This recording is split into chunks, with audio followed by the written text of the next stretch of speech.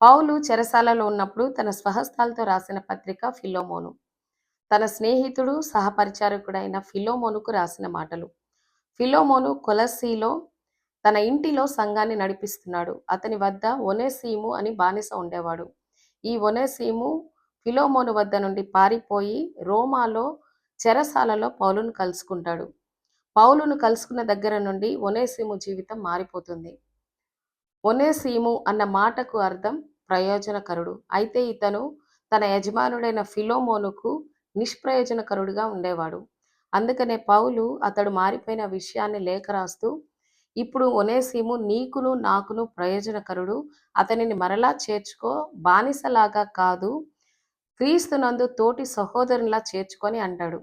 ఒకప్పుడు ఒనేసీము ఎందుకు పనికిరానివాడుగా, నిష్ప్రయోజనకరుడుగా ఉండేవాడు. ఎప్పుడైతే క్రీస్తును అంగీకరించాడో పౌలుకు పరిచర్యలో ఉపయోగకరుడయ్యాడు. మనలో చాలామంది నా వల్ల ఎవరికీ ఉపయోగం లేదు, నా జీవితం వ్యర్థమైనది అని అనుకునేవారు ఒక్కసారి దేవుని సహాయం కోరండి. ఒనేసీములాగా దేవుడు ప్రయోజనకరమైన జీవితాన్ని అందించగలడు.